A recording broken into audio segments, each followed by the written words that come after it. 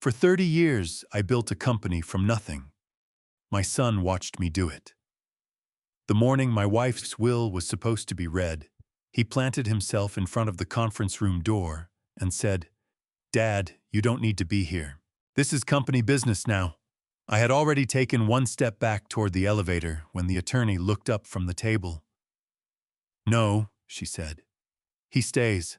My son's face changed, and she opened the first folder. "I am so grateful you're spending time with Dad's revenge stories.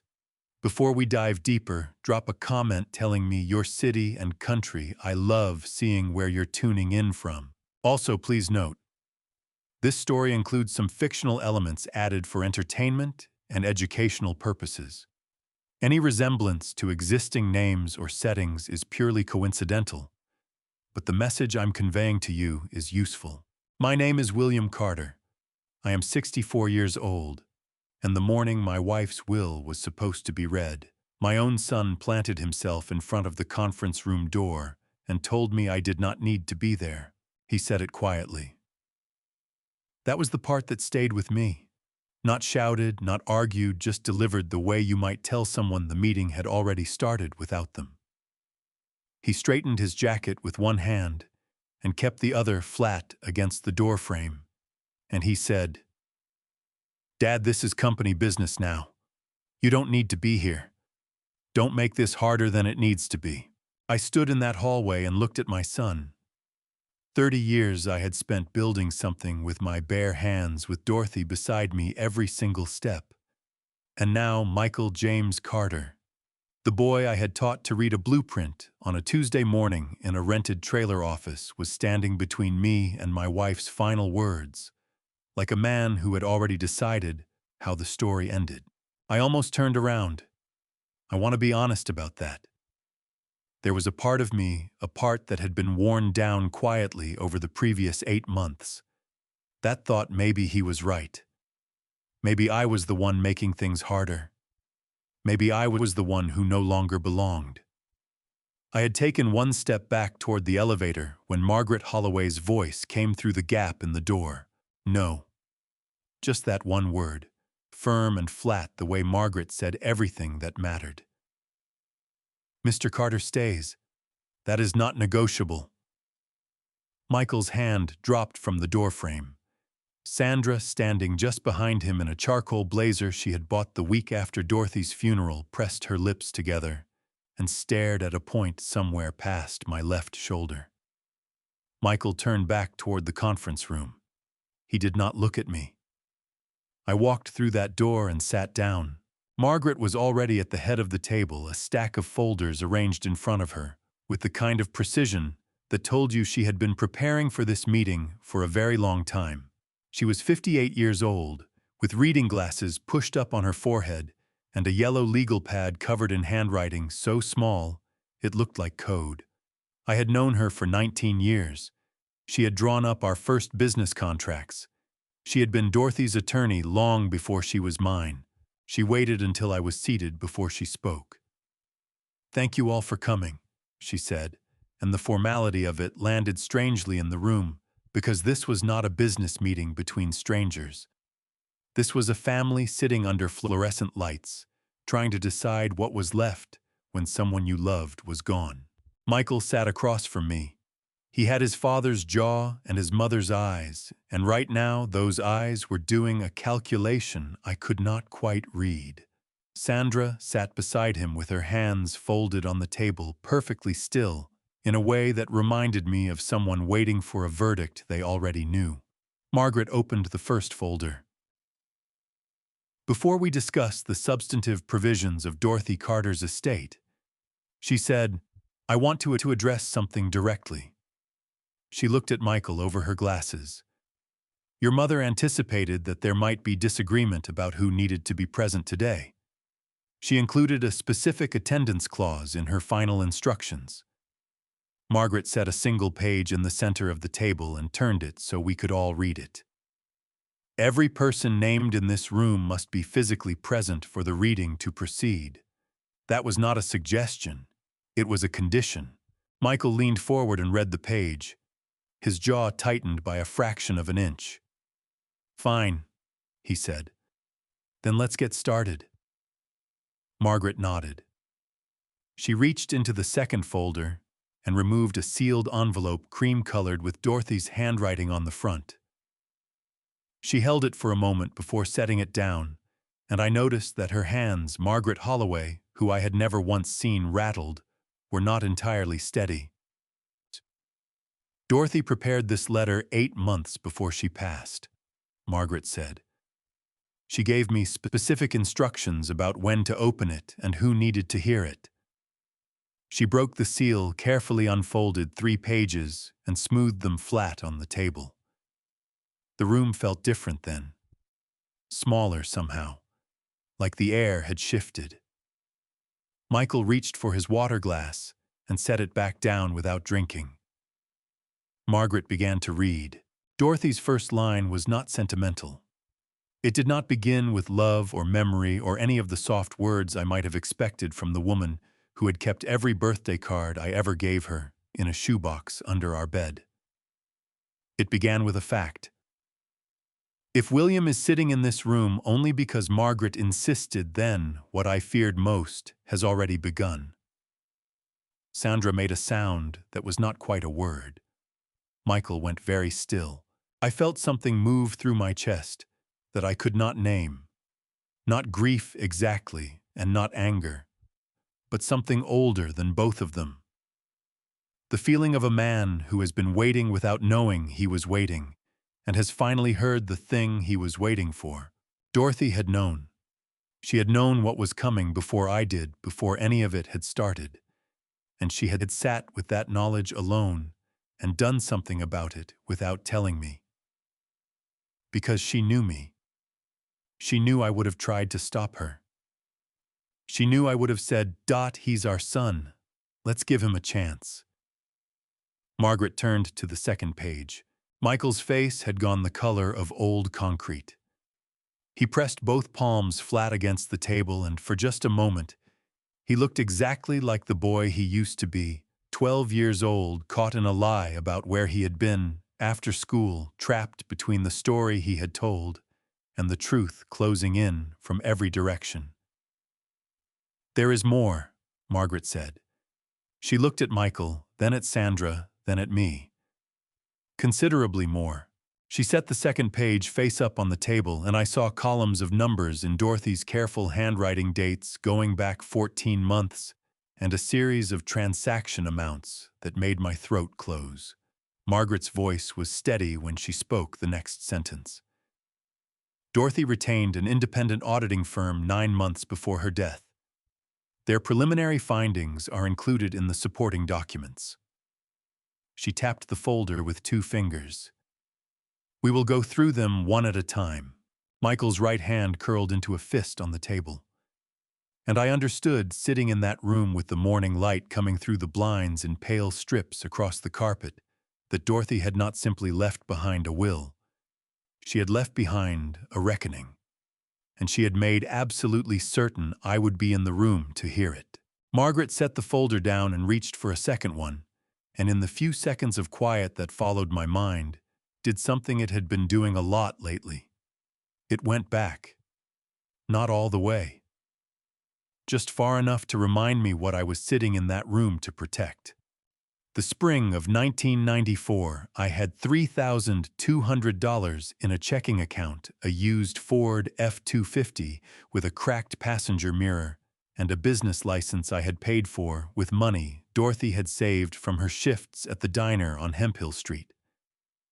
We had a 2-room office in a rented trailer behind a lumber yard on the south side of Fort Worth, and the desk inside it was a door laid across 2 sawhorses because we could not yet afford furniture that had legs of its own.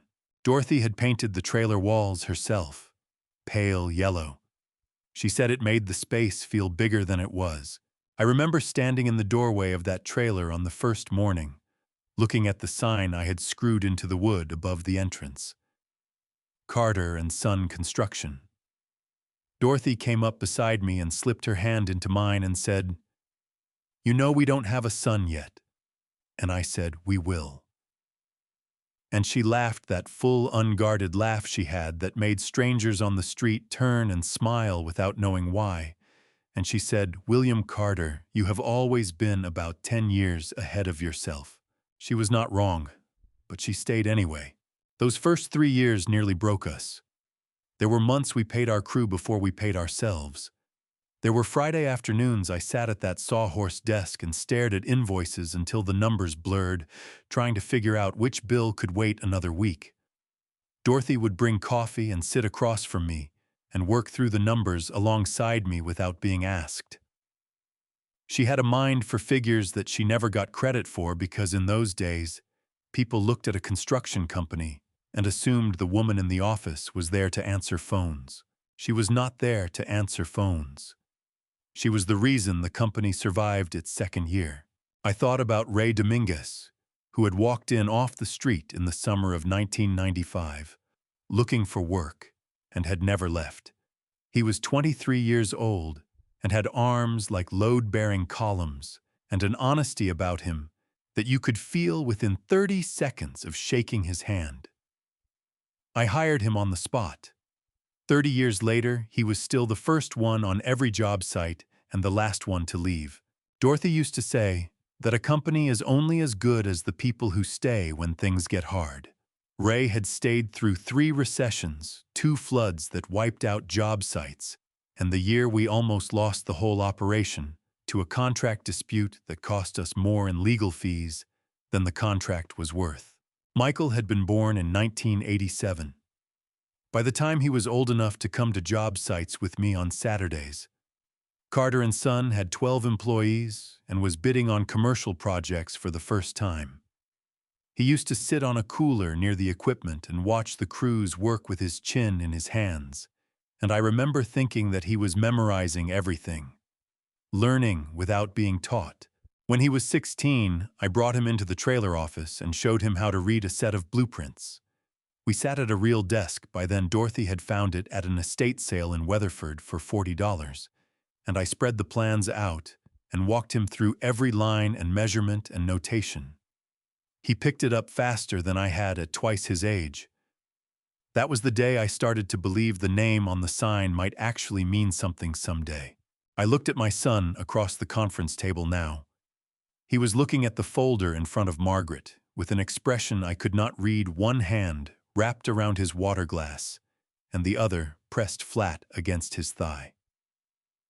The boy from the job site was gone. In his place was a man of 38 in a well-fitted suit who had stood at his mother's grave 11 days ago and told me he was going to take care of everything. He had meant it differently than I understood it. Dorothy had understood it exactly right. There was a year Michael was 24, living in an apartment in Dallas that cost more than he earned, running with people who treated money like a problem other people had, when I got a call at 2 in the morning. He owed $43,000 to people who were not patient about being owed things. I did not tell Dorothy the full amount. I told her it was a short-term loan and that Michael was getting back on his feet. She looked at me across the kitchen table with those steady brown eyes and said, "How much, William?" Not a question. A door opening, I told her. She did not flinch. She did not cry. She pulled the checkbook out of the drawer and said, "Write it before you change your mind." I never told Michael that his mother knew. I thought I was protecting him. Margaret cleared her throat softly, and I came back to the conference room. "I want to begin with the timeline," she said, and she turned to a page in the third folder that was covered in dates and figures in a column Dorothy had labeled in her careful handwriting simply, "What I saw." Sandra shifted in her chair and recrossed her ankles. Michael set his water glass down with a sound that was slightly too loud for the room. Margaret looked up at him over her glasses and said without particular emphasis, "I would ask that everyone allow me to finish each section before responding." Dorothy was specific about that as well. Michael's jaw moved once, like he was chewing on a word he had decided not to say. Margaret turned back to the page and pressed her finger to the first entry. November 4th, 2024, she read. 14 days after Dorothy's funeral. She looked up. The room held its breath. Michael Carter authorized the removal and disposal of all company records predating 2019 from the main filing system. No board approval was obtained. No backup copies were retained. She set the page down. Dorothy had already made copies of everything. She gave them to me in September. The air went out of the room. Michael's hand on the table stopped being still. Margaret set that first page face down on the table, and I watched Michael's fingers curl against his thigh, like he was holding on to something that kept trying to get away from him. I had known that feeling once. 30 years ago, standing outside a bank in downtown Fort Worth, waiting to hear whether they would approve a loan for equipment I had already promised a client I owned. Your whole body becomes a fist. You just learn to hide it better as you get older. Michael had not learned that yet. Margaret moved to the next page without comment, and I let my mind stay with what she had just read. 14 days after we buried Dorothy, my son had walked into the company records room and erased 30 years of history. Not because the files were outdated, not because the storage was needed. Because history in Michael's version of the company began with Michael. I had not known about the records until this morning, but I had known about the sign. That morning, 11 days after Dorothy's funeral, I had driven to the office the way I had driven there every working day for 3 decades. Down Camp Bowie Boulevard, left on University, past the gas station, where the same man had worked the register since 2003. I knew every stoplight on that route. I knew which ones ran long and which ones you could catch if you timed your speed right coming off the bridge. I pulled into the parking lot at 6:58 in the morning and looked up at the front of the building. The sign was gone, not damaged, not fallen. Gone and replaced cleanly, professionally, with new mounting hardware that still had the bright look of hardware that had never seen weather. The new sign read, Michael Carter Construction, in a sans serif font I did not recognize, navy blue letters on a white background. The kind of design you get when you pay someone to make something look modern without knowing what the original looked like. Carter and Son Construction. Founded by William Carter. Established 1994. 30 years on that wall. Gone before the flowers on Dorothy's grave had finished wilting. I sat in my truck for 4 minutes. I know because I watched the clock on the dashboard move. Then I got out, walked through the front door, and said nothing to anyone about it. Michael arrived at 7:30. He came through the door with 2 coffees and that particular energy he had developed in the past year, quick-moving, decisive, the energy of a man who had somewhere important to be and wanted everyone to notice. He set 1 coffee on my desk and clapped me on the shoulder. "Morning, Dad. You sleep okay?" "Fine," I said. "Good." He looked around the office with his hands on his hips. "Big week. We've got the Riverside bid going out Thursday, and I want to sit down with the estimating team this afternoon. You should rest up. Let me handle the heavy lifting for a while." He said it the way you say something you have practiced saying. Warm enough to sound caring. Vague enough that pushing back would make you seem unreasonable. Ray Dominguez was standing near the blueprint table when Michael said it. Ray was a large, quiet man who had spent 30 years expressing most of his opinions through the exact way he chose not to move. Right now, he was not moving in a way that told me he had heard that same sentence before. Our eyes met for half a second. Ray looked back down at his blueprints. "I appreciate that," I told Michael. "But I'd like to sit in on the estimating meeting." Michael's smile stayed perfectly in place. "Of course. Whatever you want, Dad." He was gone 10 minutes later, back through the door, with his phone against his ear, voice dropping into a different register the moment he stepped outside. I walked over to Ray's table. "How long has the new sign been up?" I asked. Ray kept his eyes on the blueprints. 6 days. Who authorized it? Ray's jaw shifted. Michael brought a crew in at 6 in the morning, before anyone else arrived. He paused. I got here at 6:15. They were already pulling the old one down. He finally looked up. "Mr. Carter, I want you to know a lot of us saw it happen. Nobody thought it was right." I nodded. I did not trust my voice to say much more than that. The estimating meeting happened at 2 o'clock. I sat at the far end of the conference table and listened to Michael run it the way he ran everything lately, fast, confident, with a habit of finishing other people's sentences before they could finish them themselves. He was good at it. I will not pretend otherwise. He had learned to read a room the same way he had learned to read a blueprint, and he used both skills the way tools are meant to be used, to build things that served his purposes. Afterward, as the team filed out, I heard him say to the project coordinator in a low voice near the window, "I know he means well, but having him in these meetings slows everything down. Clients want to see who's actually running things." He did not know I was still in the room.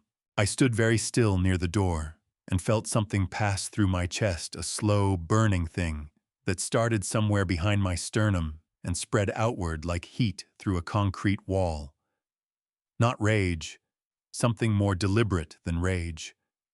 The kind of feeling that does not shout and does not shake, but simply settles in and stays. I walked out without letting the door close hard. Ray was waiting in the hallway. He had a notepad in his hand and an expression on his face that told me he had been standing there for a reason. "I've been writing things down," he said quietly. "Dates. What was said. Who was in the room." He looked at me steadily. "Mrs. Carter asked me to, about 4 months before she passed." My throat tightened so hard it hurt. Dorothy had asked Ray to keep a record. While she was still alive, still sitting at our kitchen table drinking her morning coffee, she had already known it would come to this. She had already been building the case. She just had not told me. Because she knew I would have said, "Leave it alone. He is our son." Ray tucked the notepad under his arm and walked back toward the job board, without another word, the way a man does when he has said the thing he came to say and understands that the rest of it belongs to you. I drove home that evening on the same route I always took, and I sat in the driveway for a long time after I turned the engine off. The house looked the same from the outside. Same oak tree Dorothy had planted the year Michael started kindergarten. Same porch light I kept meaning to replace with something brighter. Same everything. But I had learned that morning that same could be a surface, that underneath same things could be moving in directions you had not approved. 3 weeks later, I pulled into the company yard on a Tuesday morning and walked to the back lot where I had parked the Ford for the past several years. The lot was empty. Not empty the way it gets when a vehicle is out on a job. Empty the way a space gets when something has been removed and the ground has not yet adjusted to the absence. I stood there for a moment, looking at the rectangle of slightly cleaner concrete where the truck had sat for so long that the oil stains around it had become a kind of frame. I went inside and found Michael at his desk. "Where's the F-250?" I asked. He looked up from his laptop with the particular expression of a man answering a question he had been expecting. "Oh, that. I had it hauled last week. It was taking up space in the yard, and frankly, Dad, it was an eyesore. Clients park back there sometimes." "That truck was from 1994, I said. "I know." He said it gently, the way you speak to someone who is having trouble letting go of something small. But it hadn't run in 2 years. It wasn't doing anyone any good sitting there. He turned back to his screen. I got $800 for it. Put it in the petty cash account. $800. I had been offered $14,000 for that truck 4 years ago by a man in Granbury who collected working vehicles from that era. I had turned him down without thinking about it twice. Dorothy had stood in the kitchen doorway when I told her and said, "Good. Some things aren't for selling." She had been right about that, the way she was right about most things. I did not tell Michael about the offer from Granbury. There was no point. The truck was gone. That evening, I went home and walked down the hallway toward the back of the house, past the photographs Dorothy had hung in chronological order along the wall, the trailer office, the first crew, the first commercial job, Michael at 16 with a blueprint rolled under his arm, and I pushed open the door to the room where Dorothy and I had worked side by side for the better part of 3 decades. The room was unrecognizable. Sandra had cleared it completely. The drafting table where Dorothy had sketched the layout of our first museum installation was gone, replaced by a clothing rack that ran the full length of the far wall. Boxes of shoes were stacked in there, where my father's level had hung since 1997. The built-in shelves that had held 30 years of project binders, inspection logs, client correspondence, and the accumulated paperwork of a working life were bare, except for a row of decorative baskets that held nothing in particular. My throat closed so hard it felt like a fist. I turned around and walked back down the hallway and out through the kitchen door into the backyard. I needed air. I needed a moment where the walls were not closing in on me from all directions at once. That was when I saw the trash bags, 3 of them black, stacked beside the recycling bins at the side of the house set out for Wednesday morning pickup. I do not know what made me stop. Some instinct, maybe. The kind that develops after 30 years of checking work before you sign off on it. I crouched down and opened the nearest bag. The smell of old paper hit me before I saw anything, and then I saw the cover of the first notebook, dark green, water-stained at the corner, with my own handwriting across the front, in the black marker I had used for everything in those early years. Job log, Carter and Son Construction, Spring 1995. My hands were shaking before I finished reading the cover. I pulled the bag open wider. All 3 bags were full of them. 30 years of project notebooks, specification binders, hand-drawn site sketches, client letters, inspection reports, warranty records. Dorothy's handwriting on half of them. Mine on the other half. Some of them had both passing the pen back and forth the way we had passed everything back and forth across 30 years of mornings. Sandra had put them in trash bags and set them at the curb. I carried all 3 bags inside and set them on the kitchen table. Then I sat down and pressed both hands flat against the table and breathed the way you breathe when you are trying to keep something inside that very much wants to come out. I do not cry easily. I learned that from my father, who learned it from his, and I have never decided whether that is a strength or simply a habit that got handed down without anyone questioning it. But sitting at that kitchen table with 30 years in 3 black trash bags, I felt my eyes burn in a way that had nothing to do with strength or habit. I reached into the nearest bag and pulled out a notebook at random. I opened it. Dorothy's handwriting on the first page. A date in March of 2001.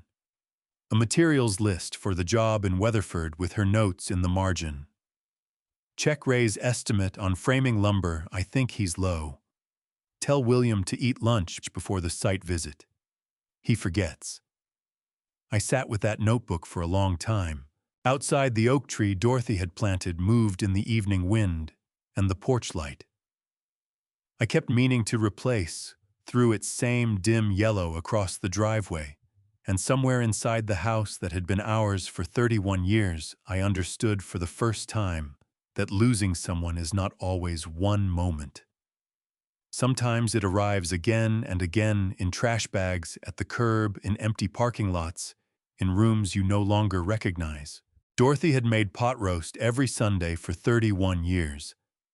Not because anyone asked her to, not because it was the easiest thing to make, but because Sunday was the one day the week slowed down enough to deserve something that took time. She started it Saturday night, seasoned the meat, set it in the Dutch oven, left it in the refrigerator until morning. By 10 o'clock Sunday, the whole house smelled like something worth coming home to. I made pot roast the first Sunday after the funeral because I did not know what else to do with my hands. I seasoned it the way she had shown me set the table for 4 old habit, the kind that lives in your muscles before your mind catches up, and called Michael at noon to confirm they were still coming. He picked up on the 4th ring with the particular distracted energy of a man who had forgotten something he had not actually forgotten. "Oh, Dad. Hey. Something came up this morning with the Riverside bid. We're going to have to take a rain check." "Of course," I said. "Next week." "Absolutely. Next week. For sure." The pot roast was good. I ate alone at the table and put the rest in containers and stacked them in the refrigerator and told myself next week was fine. The second Sunday, Sandra texted at 11:47, something with her sister. "So sorry, Dad, next time." I had already set the table. The third Sunday, I did not call ahead. I cooked. I set the table. I waited. At 1:15, I got a text from Michael that said simply, "Can't make it today. Work emergency." I stared at those 4 words for a long time. A work emergency. On a Sunday. At a construction company, he had decided to rename after himself. By the 5th Sunday, I had stopped setting 4 places. I set 2, one for me, one out of a habit I could not entirely kill. Dorothy's chair. I was not ready to stop leaving it. The 6th Sunday, I made something simpler. Chicken and roasted potatoes. The kind of meal that does not require much hope to prepare. I ate quickly, washed the dishes, and sat on the back porch until it got dark. The oak tree Dorothy had planted was losing its leaves in the November cold, dropping them one at a time onto the lawn I had mowed every other Saturday for 3 decades. I thought about calling Ray. I thought about calling Margaret. I thought about calling Michael and saying something I would not be able to take back. I did none of those things. I went inside and went to bed at 8:30 and lay in the dark, listening to the house settle around me the way old houses do, making sounds that used to be background noise and now were the loudest thing in every room. The 8th Sunday was the 3rd of January. I made pot roast again. I do not know why. Maybe because 8 weeks felt like long enough to have learned something, and I had not learned it yet. I set 1 place at the table. Just mine. I sat down at noon and ate slowly and did not check my phone because there was no point checking it when you already know what you will not find. By 8 o'clock, the kitchen was clean, and I was sitting at the table with a cup of coffee that had gone cold and 3 of Dorothy's notebooks open in front of me. I was not reading them exactly. I was just keeping them company. The knock at the door came at 8:14. Eleanor Hayes was standing on the porch in her winter coat, with a foil-covered dish in both hands, and an expression on her face that told me she had been standing in her own kitchen, working up the nerve to come over for considerably longer than it had taken her to walk the 40 feet between our front doors. "I made too much lasagna," she said. "Dorothy always took the extra." My throat tightened the way it had been tightening a lot lately, in the particular spot just below where words are formed. "Come in, Eleanor." She came in and set the lasagna on the counter and looked at the single place setting on the table and the cold coffee and the open notebooks, and she did not say anything about any of it, which was exactly right. She pulled out Dorothy's chair and sat down in it, with the matter-of-fact ease of a woman who had decided that someone needed to sit in that chair before it became a monument. I got her a cup of coffee and sat back down across from her. We talked about small things first. Her garden, the new family on the corner, the way the winter had come early this year and caught everyone unprepared. Eleanor was 68 years old and had lived next door for 22 years, and she had that quality some people develop after long and difficult lives of being able to sit with discomfort without needing to fill it with noise. After a while, she said, "He hasn't been coming on Sundays." It was not a question. "No," I said. She wrapped both hands around her coffee mug and looked at me steadily. "Dorothy worried about this. Not the Sundays specifically, but this. The way Michael looks at things and sees what he can use." She paused. She talked to me about it more than once in that last year. She said she had put things in order, but she was afraid you would be too alone in the middle of it. My chest hurt with a pressure that had no clean name. "Oh, she asked me to check on you," Eleanor said simply. "I should have come sooner. I am sorry it took me 8 weeks." I looked at this woman, who had been my neighbor for more than 2 decades, who had brought lasagna on a Sunday night in January because Dorothy had asked her to watch out for me, and I felt something shift inside my chest. Not relief exactly, but the specific sensation of a man who has been carrying something very heavy, discovering that he does not have to carry it entirely alone. "Dorothy told me about the notebook she was keeping," Eleanor said quietly. "She said if anything ever happened, I should make sure you knew she did not leave you without a plan." Eleanor's words stayed with me through the night. She did not leave you without a plan. I lay in bed until past midnight, turning that sentence over, examining it from different angles, the way you examine a joint in a structure. You did not build yourself trying to understand how it had been put together and what it was holding up. Dorothy had been sick for 14 months before she died. 14 months during which I had sat beside her at doctor's appointments and driven her to treatment and held her hand through things I do not have adequate words for. And in all of that time, in all of those hours, she had also been doing something else entirely. Building something I could not see. Preparing for a version of events I had refused to imagine. I got up at 5:30 and made coffee and sat at the kitchen table with her notebooks until the sun came up. It was Eleanor 2 days later who helped me discover what Sandra had done. I had tried to log into the family email account on a Monday morning in mid-November, 6 weeks after the funeral, to check on an insurance correspondence Dorothy had been managing before she passed. The account held 22 years of household records. Policy documents, contractor warranties, medical records, financial statements. Dorothy had organized it the way she organized everything, with folder labels so precise you could find any document in under a minute. The password did not work. I tried it 3 times carefully, the way you do when you are certain you are right, but beginning to doubt yourself.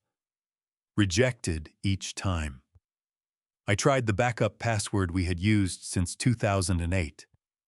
Rejected. I sat in front of the screen for a moment and felt a specific kind of chill that had nothing to do with the temperature in the room. I walked next door and knocked on Eleanor's door. She sat with me at the kitchen table and looked at the laptop screen and said, "Let me try something." She was more familiar with these systems than I was. Her daughter had spent 2 years teaching her to manage her own accounts after Eleanor's husband passed. She clicked through several screens, checked the account recovery options, and then stopped. "The recovery phone number has been changed," she said. "And the backup email." She turned the screen toward me. The recovery number listed was one I did not recognize. Someone changed the account credentials. Recently, within the last few weeks. My jaw tightened until I felt it in my back teeth. I called Sandra. She picked up on the second ring with a brightness in her voice that sounded assembled rather than felt. "Dad, hi. What's going on?" "The password on the household email account has been changed," I said. The recovery information has also been changed. I need the new credentials. A pause. Brief, but there. Oh, that. I'm sorry, I should have mentioned it. I did a security update on all the family accounts last month. There were some concerns about phishing. I meant to send you the new information. Another pause. I'll get that to you today. Sandra, I said. Why were you updating accounts that belong to me? I was just trying to help Dad. Her voice shifted slightly, took on the particular texture of someone being careful. You have so much to deal with right now. I didn't want you to have to worry about things like account security on top of everything else. I thanked her and ended the call. She sent me a new password 40 minutes later. I logged in and went directly to the sent and received folders and began checking dates. The account had been accessed from an unfamiliar device 6 weeks earlier, the same week Sandra claimed to have done the security update. Starting from that date, 14 emails from business contacts and long-term partners had been redirected, not deleted. Redirected forwarded automatically to a second address. I did not recognize an address that contained Michael's initials in a format that was not quite his name, but close enough to tell me everything I needed to know. I printed all 14 emails and sat with them at the kitchen table. The first was from Gerald Marsh, who had been one of our anchor clients since 2006. He had written 7 days after Dorothy's funeral a long and careful email about his condolences and his continued confidence in the company, ending with a direct question about whether William Carter would remain involved in ongoing projects. Michael had never forwarded it to me. The seventh was from a former colleague in Dallas, asking whether the rumors about a management transition were accurate and whether he should be concerned. The 11th was from a supplier we had worked with for 19 years, noting that several recent purchase orders had come through without the usual authorization signatures and asking for clarification on the new approval process. I read all 14 emails twice. Then I sat back in my chair and pressed my palms against my eyes and breathed through the specific sensation of a man discovering that the walls around him had been moved while he was looking the other way. I was not a man who frightened easily. 30 years of running a construction business will do that for you. You learn that most problems have solutions if you are willing to work through them methodically and without panic. But what I was looking at was not a problem with a straightforward solution. It was a pattern, deliberate, patient, and designed to be invisible until it was complete. I thought about Dorothy sitting across from me at this same table in the last months of her life, asking me questions I had not understood at the time. Do you know who has access to the business accounts? Have you checked the vendor authorization records lately? If something happened to me, would you know where everything was? I had answered each question the way a man answers questions he does not yet know are urgent. Reassuringly, incompletely. She had known I would. I picked up my phone and called Eleanor. I found something, I said when she answered. 14 emails, 6 weeks of correspondence I was never meant to see. My voice came out steadier than I expected. Dorothy told you she had a plan. I need to know how much of that plan you know about. Eleanor was quiet for exactly 2 seconds. Then she said, "Come over, William. I'll put the coffee on." Eleanor told me everything she knew over 2 cups of coffee and a plate of shortbread cookies she had made the previous afternoon. It was not everything Dorothy had planned. Eleanor was clear about that. Dorothy had been careful about what she shared and with whom, parceling out information the way a careful builder parcels out load enough to each point of support to hold not so much that any single point becomes the thing the whole structure depends on. What Eleanor knew was that Dorothy had been keeping records, that she had been working with Margaret, that she had made arrangements she believed would protect William once she was gone. What Eleanor did not know were the specifics, the numbers, the documents, the exact shape of what Dorothy had built, that Margaret would tell me when the time came. For now, I drove home from Eleanor's house in the gray January light and tried to hold on to the one thing that mattered most about what I had just heard. Dorothy had seen what was coming. Dorothy had not left me alone in it. Whatever Michael was doing, he was doing it inside a structure Dorothy had already designed around him, and he did not know it yet. That thought was the first thing in months that felt like solid ground. Michael came to the house 3 days later on a Tuesday evening unannounced, carrying a bag of takeout from the barbecue place on Magnolia that he knew I liked. He set it on the kitchen table and got plates from the cabinet, the second cabinet, the right one, because he had grown up in this kitchen and still knew where everything lived. And for 20 minutes, we ate together and talked about nothing that mattered, and it felt almost like something I recognized. Then he set his fork down and folded his hands on the table. "Dad," he said, "I need to talk to you about something, and I need you to hear me out before you respond." I set my own fork down. "All right." He looked at me with an expression I had seen on his face exactly once before, the night he was 17 and had wrecked Dorothy's car on the highway outside Weatherford and had to tell us about it. A face assembling itself into honesty while the eyes calculated how much honesty was actually required. "I've been getting some feedback from the team," he said. "From some of the senior guys, and from a couple of clients." He paused.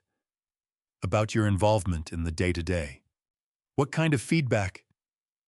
He shifted in his chair. "They're uncomfortable, Dad.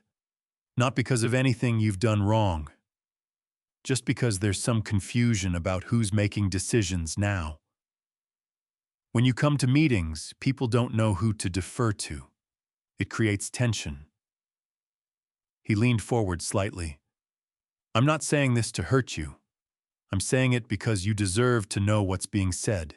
I looked at my son across the table where we had eaten 10,000 meals together. I looked at the face I had watched change from infant to boy to man over the course of my entire adult life. And I felt something I am not proud of, feeling a small, corrosive doubt beginning to work at the edges of what I believed about myself. Maybe he was right. Maybe I was the disruption. Maybe 64 years old and 8 months of grief had made me something I could not see clearly from the inside. "Who specifically?" I asked. "Which members of the team?" He waved a hand. "I don't want to put names to it. That would just create conflict. I'm telling you the general feeling, not filing a complaint." He softened his voice. "Dad, you built something incredible. Nobody is taking that away from you. But there's a point where stepping back is the greatest thing a founder can do for what he built. It shows trust. It shows confidence in the next generation." I was quiet for a moment. I thought about Ray standing at the blueprint table the morning I had discovered the sign. The way he had not moved in a way that told me he had opinions. The way he had said quietly, "A lot of us saw it happen. Nobody thought it was right." I thought about Gerald Marsh's email sitting in a folder Michael had redirected, asking whether William Carter would remain involved. I thought about 14 emails from people who had worked with me for decades, addressed to me that my son had decided I did not need to read. "I appreciate you telling me," I said. Michael's shoulders dropped slightly with something that might have been relief. "I knew you'd understand. You've always been reasonable, Dad. That's one of the things I've always respected about you." He left at 8:30, taking the leftover barbecue with him. I stood in the kitchen doorway and listened to his truck back out of the driveway and thought about what reasonable had just been used to mean. The knock at my door came at 9:15. Ray Dominguez stood on my front porch with his jacket zipped to the throat against the January cold and an expression on his face that told me he had not come over on a Tuesday night at 9:15 to talk about the weather. "Mr. Carter," he said, "I don't know what Michael told you tonight, but I need you to know something." He held my gaze without wavering. "I've talked to every senior member of the crew in the last 2 weeks. Every single one. Nobody said what he told you they said. Not one person." His jaw was set hard. "I know, because I asked them directly. After I heard Michael tell you something similar at the office last month, I started asking around." He reached into his jacket pocket and pulled out a folded piece of paper. "I wrote down who I talked to and what they actually said. Dates and everything." He held the paper out to me. My hand was not entirely steady when I took it. I unfolded it under the porch light and read the first 3 names and what they had said beside them. And something that had been slowly dissolving inside me over the past 8 months began in some small but essential way to solidify again. Ray stood on the porch and waited while I read. When I looked up, he said, "Mrs. Carter asked me to keep a record. I've been keeping one. But I want you to know, Mr. Carter, I'm not doing this because she asked me to." He paused. "I'm doing it because you gave me 30 years of honest work, and you deserve the same back." The fever came on a Wednesday night in the second week of February. I had felt it building through the afternoon, that particular heaviness behind the eyes. The way sounds start arriving half a second late. The way your own skin becomes something you are aware of wearing. By 8 o'clock, I had taken my temperature twice and gotten 102 both times, and by 9 I was in bed with every blanket I owned pulled up to my chin, listening to the February wind work at the corners of the house. I called Ray the next morning to let him know I would not be in. He told me to rest and said he would handle the Denton walk-through himself. That was Ray. 30 years, and he had never once needed to be told twice. By the second day, the fever had settled into something lower but more persistent, the kind that does not spike dramatically, but simply sits on you like wet concrete and makes every small task feel like it requires a decision. I moved between the bed and the kitchen and the couch and did not do much else. Dorothy had always been the one who managed illness in this house, who knew which soup helped and which medications went together, and how many blankets was the right number before you started sweating through them. Without her, I was managing by memory and guessing wrong on most of it. Michael called on the second afternoon. "Ray told me you were under the weather," he said.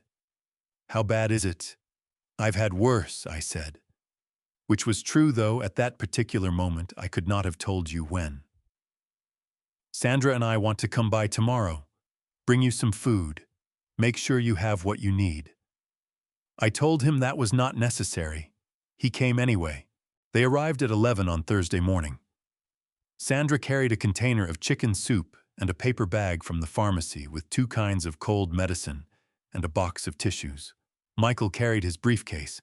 I noticed the briefcase, but I was running a fever of 101, and my glasses were on the nightstand in the bedroom, and the soup smelled like something my body needed. So I noticed it the way you notice something at the edge of your vision when you are focused on something else. Filed it and moved on. We ate soup at the kitchen table. Michael talked about the Riverside project, about a new commercial bid they were putting together for a development in Keller, about a supplier issue Ray had flagged. He talked the way he always talked at meals, filling the room with information, keeping the conversation moving in the direction he had chosen before he arrived. Sandra refilled my water glass twice without being asked, which was the kind of thoughtful detail that costs nothing and is worth exactly what it costs. After the soup, Michael opened the briefcase. He set 3 documents on the table with the practiced ease of a man who had rehearsed the motion. "While I'm here," he said, "there are a few routine authorizations I need to get signed. Nothing complicated. Just some vendor approvals and a payment release that needs your signature so we don't miss the processing window." I reached for the documents. "I don't have my glasses," I said. "I can walk you through them." He slid the first page toward me and pointed to the signature line. This one is just approving the quarterly vendor review. Standard stuff. The words on the page were a blur without my glasses. I could make out some of the formatting columns, numbers, signature blocks, but the specific language was beyond what my eyes could resolve at that distance without correction. My head ached with the particular insistence of a fever that had been running for 2 days, and the soup had made me warm and slower than I wanted to be. And Michael was already moving to the second page with the fluency of someone who had been through this procedure many times and found it routine. And this one, he said, is a payment authorization for the Henderson subcontractor. We need to release the first installment or they push the schedule back 3 weeks. I signed. He moved to the third page. Last one. Just a general authorization for operational expenditures under a certain threshold. Keeps things moving while you're resting. A man arrived at the door. At that moment, I had not heard a vehicle in the driveway, which struck me as odd, but which I attributed to the cotton wool quality the fever had given my hearing. Michael answered it before I could stand. The man came in, set a small case on the counter, and produced a stamp and an ink pad with the efficiency of someone with 10 more appointments after this one. He verified my name, confirmed my signature on all 3 documents, stamped and signed each one, and left inside of 4 minutes. A mobile notary. In Texas, a power of attorney document, which is what authorizes one person to conduct financial transactions on behalf of another, must be signed in the presence of a notary public to be legally valid. Michael had not left that detail to chance. I did not understand what I had signed until 7 days later. A statement arrived from the business bank account.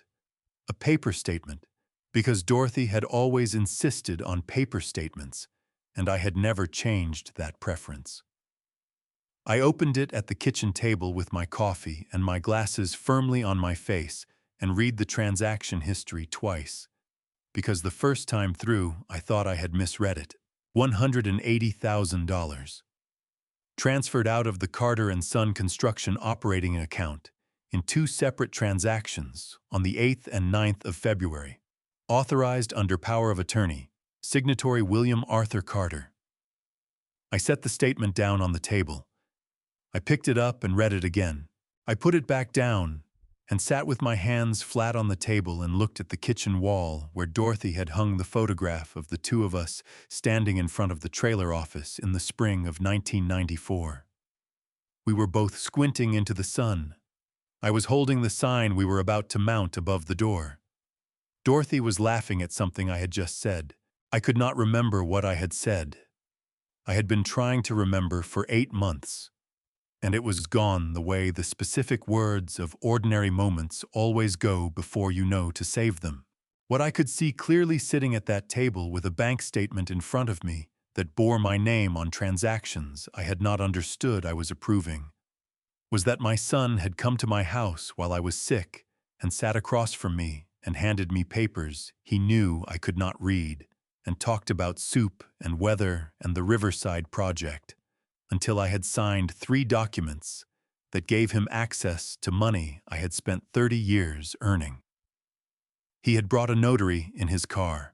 He had planned every detail, and I had signed because I was running a fever and the soup was warm, and I had spent 64 years believing that the people sitting at my kitchen table were there because they loved me.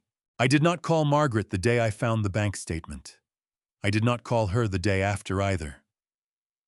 I folded the statement in thirds the way Dorothy used to fold important documents and placed it inside the cover of the first project notebook, the dark green one from spring of 1995, and I sat with what I knew for 4 days before I understood what I was going to do with it. Part of me was still trying to find the version of events where my son had a reasonable explanation. That is the thing nobody tells you about being a parent. The instinct to protect your child from consequences does not expire when the child becomes an adult. It just gets quieter and more stubborn and harder to argue with because it has had decades to establish itself, and it knows every counter-argument you have. I went to work on Monday. I reviewed the Keller bid with Ray and signed off on the Denton inspection report, and sat in 2 meetings, and came home and made dinner, and went to bed. I did the same on Tuesday. On Wednesday, I drove past the office without going in and sat in the parking lot of the hardware store on Camp Bowie for 22 minutes before I drove home. I was waiting for something. I did not know what. It arrived on a Sunday afternoon in the 3rd week of February, in the form of a 9-year-old boy with grass stains on his jeans and a backpack that was too big for his frame, and his father's jaw and his grandmother's eyes. Danny knocked 3 times, the way he always knocked, 2 quick and 1 slow, a rhythm he had developed when he was 5 and had never explained and never abandoned. I opened the door, and he looked up at me with an expression that was 80% excitement and 20% the particular guilt of a child who has come somewhere he was not entirely sure he had permission to be. "Mom dropped me off," he said. "She said I could visit for a while." I held the door open wider. "Then get in here, it's cold." He came in and dropped his backpack by the door with the carelessness of someone who has always known he is welcome in a place. And that carelessness hit me somewhere below the ribs because it was the truest thing I had felt in weeks. Whatever else was happening in this family, Danny still knocked his particular knock and dropped his backpack by the door and looked around my kitchen like it was a place that belonged to him. We spent the first hour at the kitchen table with graph paper and colored pencils. Danny had a school project, a map of an imaginary city, which his class was designing as a unit on urban planning. He wanted roads and buildings and a river running through the middle. And he wanted the bridge over the river to look like a real bridge, not the flat line he had drawn so far. I showed him how to suggest depth with a few angled lines. He tried it 4 times and got it right on the 5th, and made a sound of pure satisfaction that I remembered making myself once when I was not much older than he was, and my father had shown me how to read a carpenter's square. We worked on the map for a while longer. Then Danny put down his pencil and turned in his chair and looked at the photographs on the kitchen wall, the way children look at things they have seen many times but are only now actually examining. "Grandpa," he said, "who took that picture?" He was pointing at the photograph of Dorothy and me in front of the trailer office, the one I had been staring at the night I found the bank statement. "Your great-aunt Patricia," I said. "She came out to see the office the first week we opened." Danny studied it. "Grandma looks really happy." "She was," I said. "That was a good day." He was quiet for a moment, still looking at the photograph. Then he turned back to his map and picked up a blue pencil for the river and said in the offhand way children say things that they do not know are grenades. "Grandpa, why does Dad say you're always in the way?" The kitchen went very still, not quiet. The refrigerator was still running, and a car passed on the street outside, and somewhere in the neighborhood, someone was using a leaf blower on a February afternoon for reasons I could not explain. But something in the quality of the air changed the way it changes when a door you did not know was closed has just been opened. Danny was already drawing the river, his tongue pressed to the corner of his mouth in concentration, his blue pencil moving in the careful strokes of a child trying to draw water. He had said it the way you say something you heard and stored, without understanding something that has been sitting in the back of your mind, waiting for a context in which to be mentioned. And now he had mentioned it and was already moving on to the bridge. My chest hurt with a pain that was not physical and not entirely new and not something I had an adequate word for in English or any other language. I looked at my grandson. I looked at the jaw that was Michael's and the eyes that were Dorothy's and the grass stains on the knees of his jeans and the backpack by the door, and the map of an imaginary city spread between us on the kitchen table. I reached over and put my hand on top of his for a moment. He looked up. "You're doing good work on that river," I said. He grinned the grin that had no calculation in it whatsoever and went back to his drawing. I sat with my hand on the table and my eyes on the photograph of Dorothy laughing in front of the trailer office in the spring of 1994. And I felt something move through me that I can only describe as the moment a structure that has been under uneven load for too long finally finds its center of gravity. Not a collapse, a settling. The kind that happens when something stops pretending to be fine and starts being what it actually is. Sandra picked Danny up at 4:30. He hugged me at the door with the unself-conscious force of a child who has not yet learned to ration affection. And I held on a moment longer than usual, and he did not seem to notice or mind. I closed the door.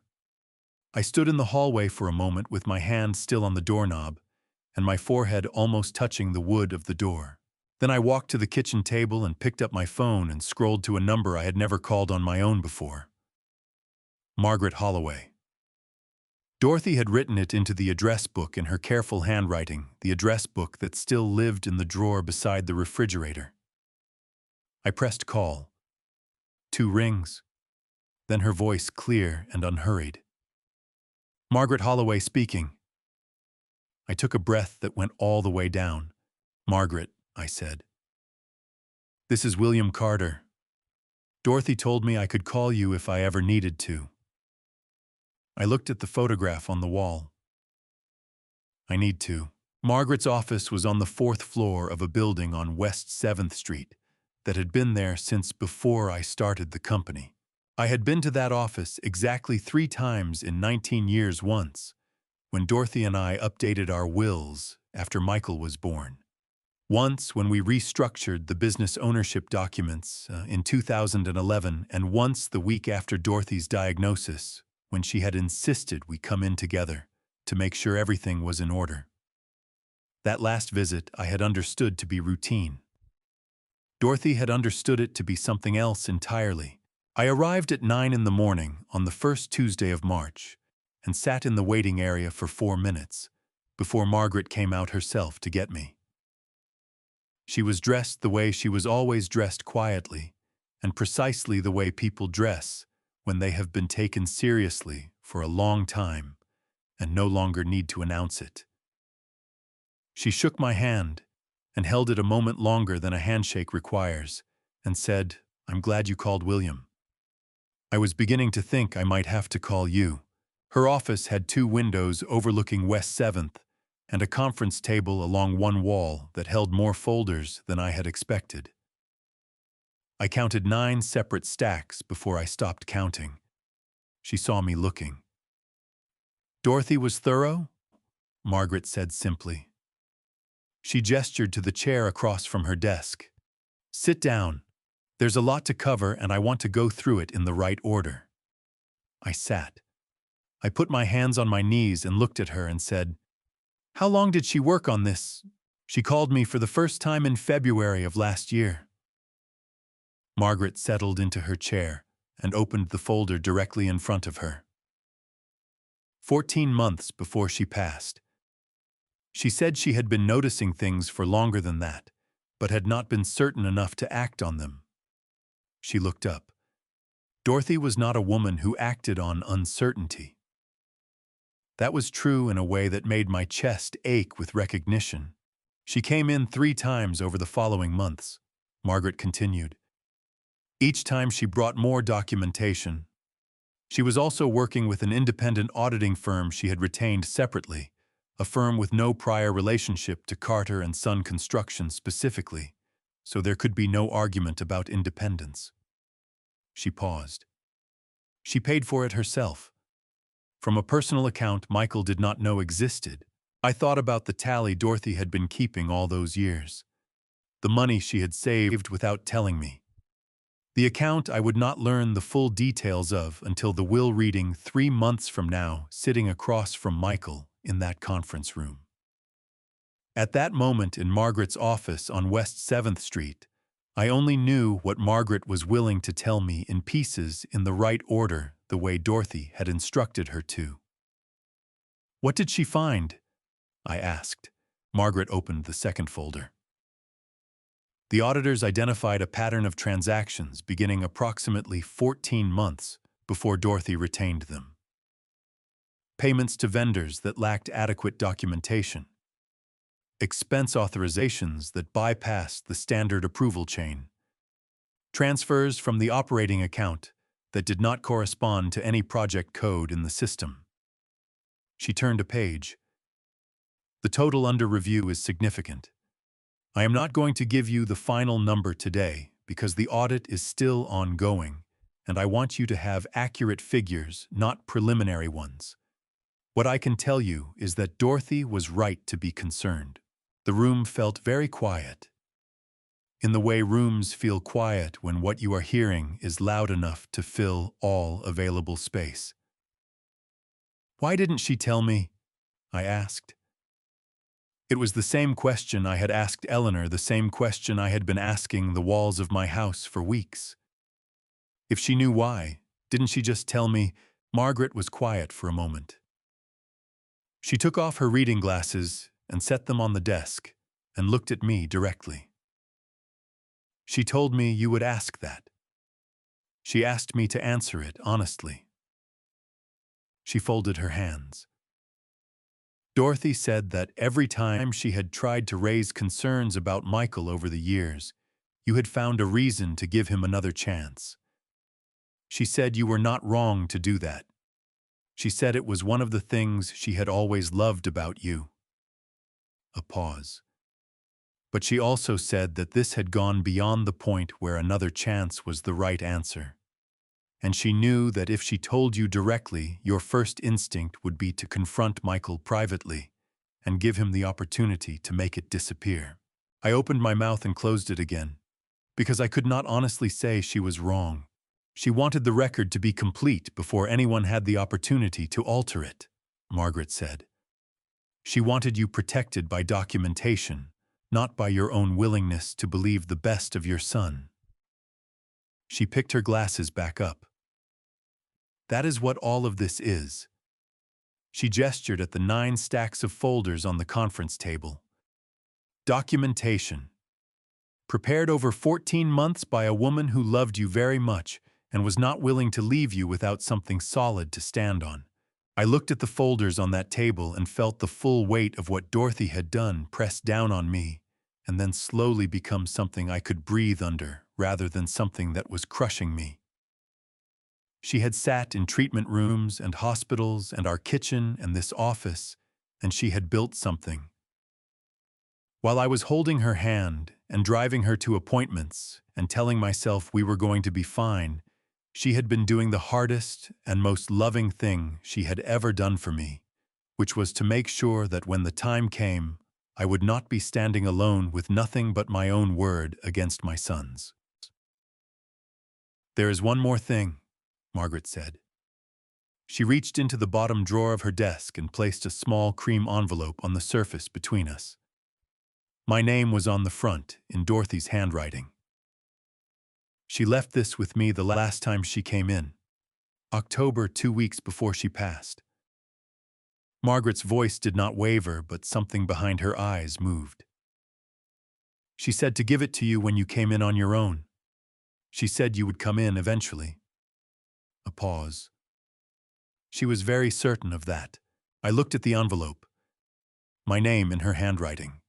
The particular slant of her letters that I would recognize in the dark. What's inside? I asked, though some part of me already understood that the answer to that question belonged only to Dorothy and to me. Margaret shook her head once, gently. That is between you and her. I picked the envelope up and held it in both hands and did not open it. Not there. Not yet. Some things require the right room and the right silence, and I had not found either of those yet. I put it in the inside pocket of my jacket against my chest. I stood to leave, and Margaret stood with me and walked me to the door. At the threshold, she said, "William, what Dorothy built here is solid. Whatever happens next, you are not starting from nothing." She held my gaze. "You never were." Margaret called me 4 days after our first meeting and asked if I could come back in on Friday morning. She said Ray Dominguez had contacted her office. She said he had something she needed me to hear in person. I arrived at 9. Ray was already there when I walked in, sitting in the chair closest to the door with his jacket on and his hands on his knees and a small USB drive and a rubber-banded stack of papers on the table in front of him. He had the posture of a man who has been waiting and is ready to stop waiting. When I walked in, he stood immediately the way he always stood when I entered a room, a habit from 30 years that had never left him, regardless of what else had changed around us. "Mr. Carter," he said. "Ray." I shook his hand and sat down across from him. "Margaret tells me you've been busy." "Since November," he said. He did not say it with pride. He said it the way you report a fact that costs something to accumulate. "I should have come to you sooner. I kept thinking the right moment would present itself." He looked at the papers on the table. Then I realized I was waiting for a moment that Michael was never going to allow to exist. Margaret came in and closed the door and sat at the head of the table. She opened her own folder and looked at Ray. "Tell him what you told me." Ray picked up the rubber-banded stack and set it in front of me. "It started with the lumber orders," he said. "In October, I noticed the material deliveries for the Clearwater project were coming in short. Not dramatically short, the kind of short that looks like rounding errors if you're not paying close attention. 10% here, 15% there." He tapped the top sheet. "But when I checked the purchase orders against what we actually received on site, the numbers didn't match. We were being billed for materials that weren't arriving." "Did you raise it with Michael?" I asked. Ray's jaw tightened by a fraction. "I raised it with the accounts payable coordinator first. She told me the discrepancy had already been flagged internally and was being reviewed." He paused. 2 weeks later, she was reassigned to a different department. No explanation given. The room felt very still in the way it feels when several things that seemed separate suddenly reveal themselves as connected. "I went to Michael directly after that," Ray continued. "He told me the billing differences were due to a new vendor agreement that included deferred delivery scheduling. He said it was a cost-efficiency measure and that I should focus on site operations and let the office handle procurement." Ray looked at me steadily. "I've been in construction for 30 years, Mr. Carter. There is no such thing as a deferred delivery scheduling agreement that results in paying for materials before they arrive. That is not how this industry works." I felt a tightening across my shoulders that had nothing to do with posture. "So I started keeping my own records," Ray said. He pulled 3 pages from the stack and laid them in the row in front of me. Each page was a handwritten comparison purchase order amount on the left, verified delivery receipt on the right, difference in the middle, date at the top. I did this for every project we ran between October and February. I cross-referenced every delivery ticket I could put my hands on. He pointed to the column of figures in the middle of the pages. "The total discrepancy across those months is $62,000 in materials billed but not delivered. That's just what I could document from site records." He set the USB drive on top of the papers. "The rest is on here. Scanned copies of every purchase order, every delivery receipt, every vendor invoice I could access. Margaret's auditors have been working from this for the past 3 weeks." Margaret set her own papers on the table. Ray's documentation gave the auditors the thread they needed to pull. She looked at me directly. "William, I want you to be prepared for what I'm about to tell you." She did not wait for me to respond. "The auditors have traced irregular transfers from the Carter and Son construction operating account, totaling $340,000. These transfers occurred across 11 separate transactions between October of 2023 and December of 2024. She turned a page. Each transaction was structured to fall below the threshold that would trigger automatic review under the company's internal controls. That structure was not accidental. $340,000. I had built this company over 30 years. I had taken out personal loans in the early years to make payroll. I had worked jobs on weekends to cover equipment costs I had not budgeted for correctly. I had made every decision with the understanding that the money in those accounts represented something real hours and labor and the accumulated trust of clients who had chosen us over everyone else available to them. $340,000. I pressed both palms flat against the table and breathed through the specific sensation of a man who has just been handed a number that reorders everything he thought he understood about the past 14 months. Ray was watching me. He had the expression of a man who has delivered difficult news before and knows that the only right thing to do afterward is stay in the room. "There's one more thing," he said quietly. He reached into his jacket pocket and produced a folded sheet of paper. The 23 letters, the ones the crew signed. He set it on top of everything else. "I want you to read the last one. It's from Pete Navarro. He's been with us 22 years. He wrote it by hand." I unfolded the sheet and found Pete's letter at the bottom of the list. His handwriting was the large, careful print of a man who does not write often and wants to be understood when he does. It said, "Mr. Carter, I don't know what's being said in that office, but I know what I've seen on every job site for 22 years. You taught me to read a level. You are not someone who needs to be told he belongs somewhere. We know where you belong." My throat closed so completely that for a moment I could not have spoken if I had needed to. Ray reached over and picked up the letter and folded it carefully and set it back in front of me without saying anything, which was exactly the right thing to do. Margaret let the quiet hold for a moment.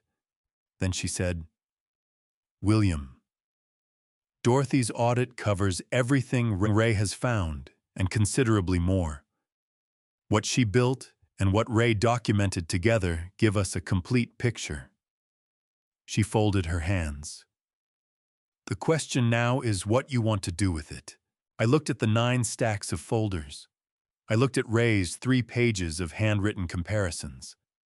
I looked at Pete Navarro's careful print at the bottom of a list of 23 names, people who had driven to job sites in the dark and worked in Texas heat, and trusted that the company they were building something for was worth the trust they were putting into it. I looked up at Margaret. "I want to do what Dorothy planned," I said. "Exactly that. Nothing more and nothing less." Margaret nodded once the way she nodded when something had been decided correctly. "Then we are ready," she said. The letter from the real estate company arrived on a Thursday morning in the last week of March. It was in the mailbox with the electric bill and a seed catalog Dorothy had subscribed to 3 years ago, and that still came every spring addressed to her name, which I had never called to cancel, because canceling it felt like admitting something I was not ready to admit. I brought everything inside and set it on the kitchen counter and made coffee before I opened anything the way I had always done, the way Dorothy had teased me about for 3 decades, because she said I used the coffee as an excuse to delay things I did not want to face. She was not wrong about that either. The envelope from the real estate company was addressed to the property owner of record, which was me. It was from a firm called Westside Realty Partners, and it referenced a preliminary valuation completed on March 18th and thanked the prospective seller for their interest in listing the property. It included a 1-page market analysis and a proposed listing price of $1,100,000. I read it twice. Then I set it down and picked up my coffee and stood at the kitchen window and looked at the backyard, where Dorothy's oak tree was putting out its first leaves of the season, small and pale green and tentative the way new leaves always are in Texas springs before the heat arrives and makes everything certain. I had not contacted any real estate company. I had not authorized any valuation. I had not discussed selling this house with anyone. I had lived in this house for 31 years. Dorothy and I had bought it the year before Michael was born, when it was older than we wanted, and more than we could comfortably afford, and exactly right in every way that mattered. We had painted every room ourselves. We had replaced the roof in 2003, and the water heater in 2009, and the kitchen floor in 2015, and every repair and improvement was documented in a folder in the filing cabinet in the office that Sandra had since converted into a closet for her shoes. I called Michael. He picked up on the third ring. "Dad, what's up?" "I received a letter this morning from Westside Realty Partners," I said. "They're referencing a valuation they completed on this house on March 18th. They're thanking me for my interest in listing it." I kept my voice level. "I did not contact them. I did not request a valuation. I want to know how they got the impression that I was a prospective seller." A pause, shorter than the one Sandra had taken when I asked about the email passwords, but the same quality of pause, the brief recalibration of a person deciding which version of the truth is most useful. "Dad, I should have mentioned this. I was just doing some preliminary research, looking at options. A lot of people your age find that a house this size becomes more of a burden than a benefit once things change." Another pause. "I wasn't making any decisions.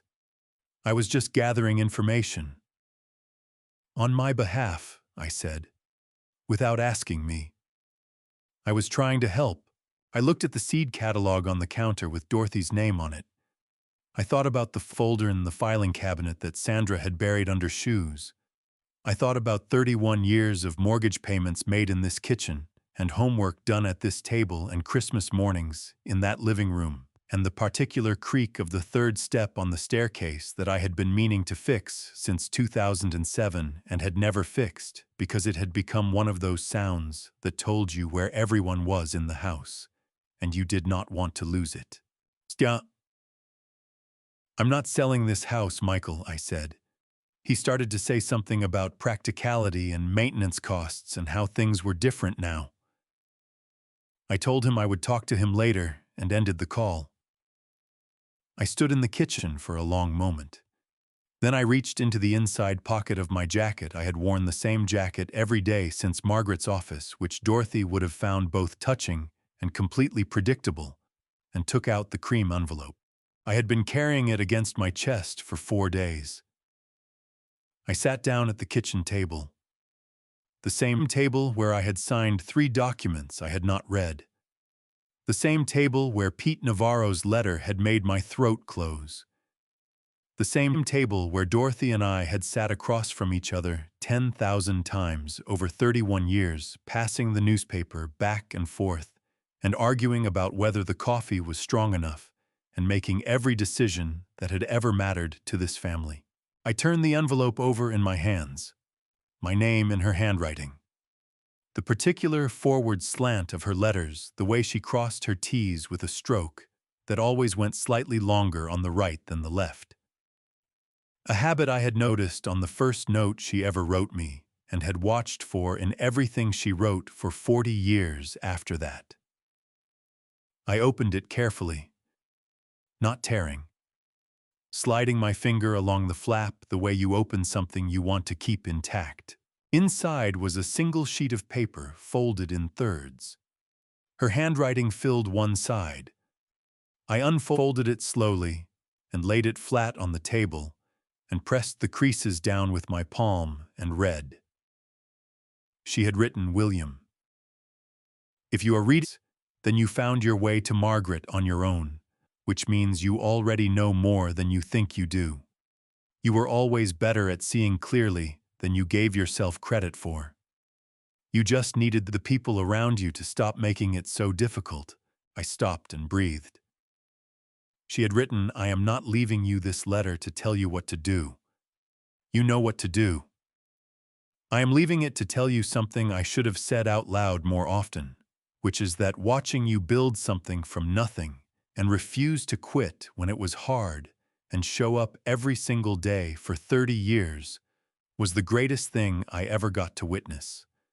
I was proud of you on the first day, and I was proud of you on the last day and every ordinary day in between. My vision went unreliable. She had written, "The oak tree needs water in July or it sulks. The third step creaks, and I know you know, but please fix it before someone trips. And William, when this is over, let Danny come on Saturdays. He has your hands." I sat at the table with both palms pressed flat against the letter, and my forehead bent toward the wood and a sound coming out of me that I had not made since the morning I stood beside her hospital bed and understood that she was not going to wake up again. Outside, the oak tree moved in the April wind, putting out its pale new leaves in the particular unhurried way of something that has been through enough winters to know that spring always comes. Margaret called me on a Monday in the second week of April and asked me to come in that afternoon. She said she had something she needed me to read before we moved into the final phase of preparation. She said it would take time and she wanted me to have the office to myself while I went through it. She said she would be in the conference room next door if I needed her. I arrived at 2 o'clock. On the desk in her office, set apart from the 9 stacks of folders I had seen on my first visit, was a single book. Dark blue cover cloth, bound the size of a standard composition notebook, but thicker. Dorothy's name was written on the inside cover in her own hand, along with a date, February 14th of last year, the day she had started it. Beneath the date, she had written one line for William, in case I run out of time to say this out loud. Margaret left the room without being asked. I sat down and opened to the first page.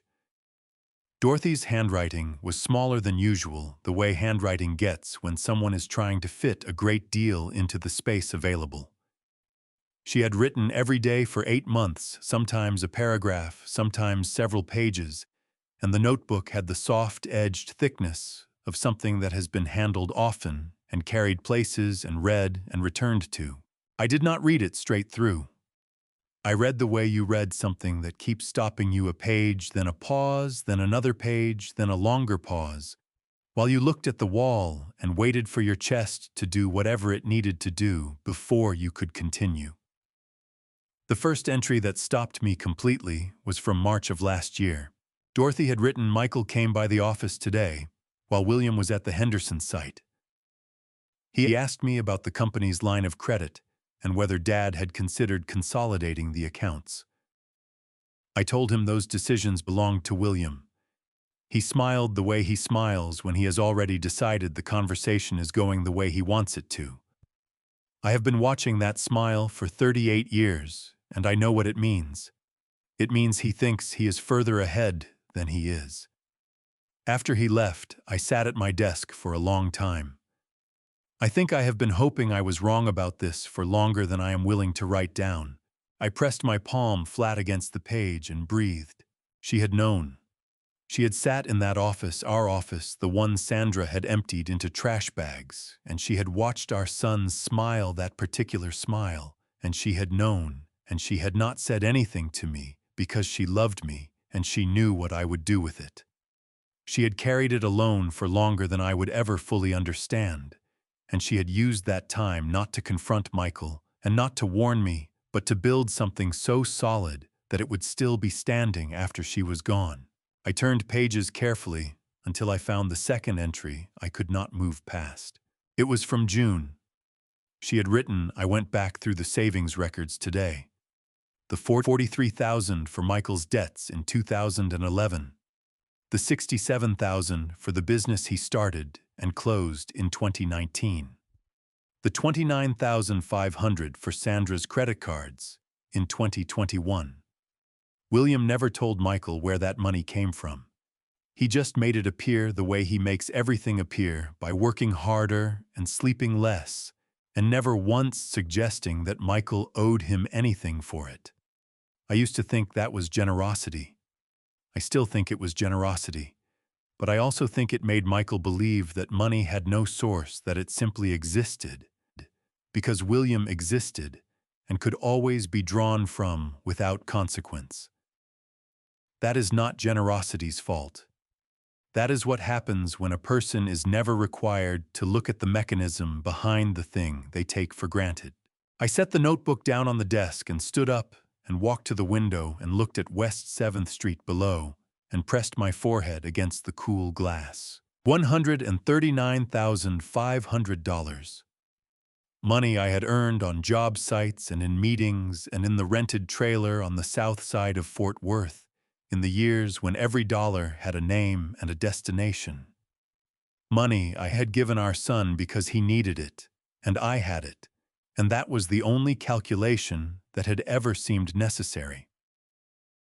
Dorothy had recorded every cent, not as an accusation, as a record. The distinction mattered enormously. I went back to the desk and turned to the final entry I had marked. It was from October, 1 week before she passed. Her handwriting was less steady than the earlier entries her hands had been troubling her in the last weeks. But every word was legible, written with the care of someone who understands that certain things must not be left ambiguous. She had written, "I keep thinking about the morning we opened the office. William had made a sign overnight. He had not told me he was going to do it, just showed up with it in the back of the truck, painted on a piece of plywood, Carter and Son Construction, in letters he had measured and spaced by hand. It was not a perfect sign. The spacing on the second line was slightly off, and the paint was a color he described as navy blue, and I would have described as somewhere between blue and regret. But he had made it himself, and he was so proud of it, and I was so in love with him standing there holding that sign that I forgot to tell him the spacing was off. I still have not told him. I think at this point I will take that one with me. William, I am not worried about the company. I am not worried about the money. I am only worried about whether you will remember after all of this, that you are still the man who made a sign overnight, because he believed in something and wanted the world to be able to read it. The notebook sat open on the desk in front of me. Outside on West 7th Street, a truck went past with a load of lumber on the flatbed. The boards stacked and strapped the way I had stacked, and strapped 10,000 loads over 30 years, and I watched it move through the window until it turned the corner and was gone. Margaret knocked once and came in without waiting for an answer. She looked at me and at the notebook and at the window, and she did not ask how I was doing, which was correct, because that was not a question with a useful answer at that particular moment. She sat down across from me and waited. I closed the notebook carefully. I set my hand on the cover for a moment. Then I looked at Margaret and said, "She kept a record of every dollar I gave him." "Yes," Margaret said. "She never told me she was doing that." "No," Margaret said. "She told me she did not want you to feel accounted for. She said in a marriage generosity should not have a ledger." She paused.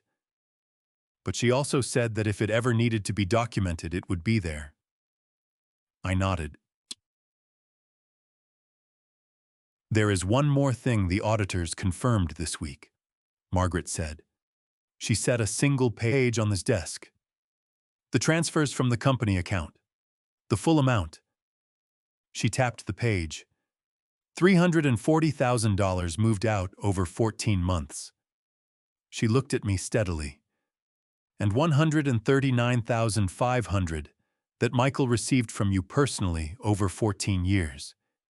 He did not know Dorothy had documented it. He could not have known." She folded her hands.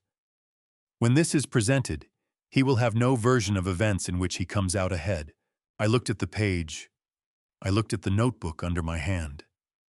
I thought about a man standing in front of a trailer office in the spring of 1994, holding a handmade sign with the spacing slightly off, believing completely in what he was about to begin. "When does it happen?" I asked. Margaret's expression did not change, but something behind it settled into place, the way foundations settle when the load above them is finally correctly distributed. "Michael has planned a dinner," she said.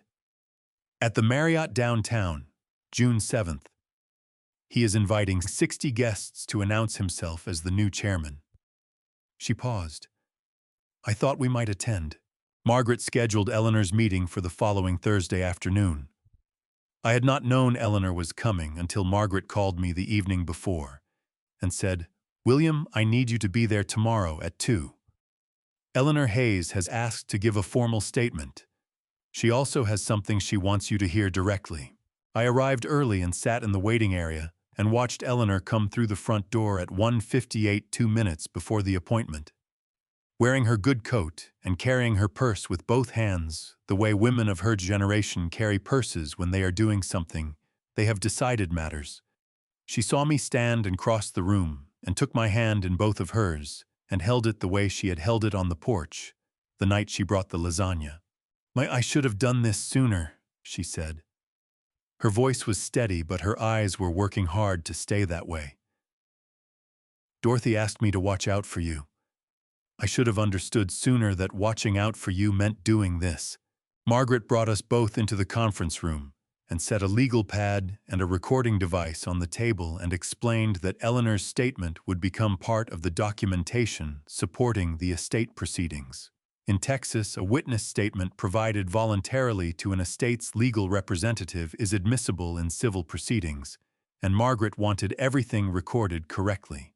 Eleanor straightened in her chair and folded her hands on the table and began. She had lived next door to William and Dorothy Carter for 22 years. She had known Dorothy first. They had met at a neighborhood association meeting in 2003 and had been close friends from that point forward.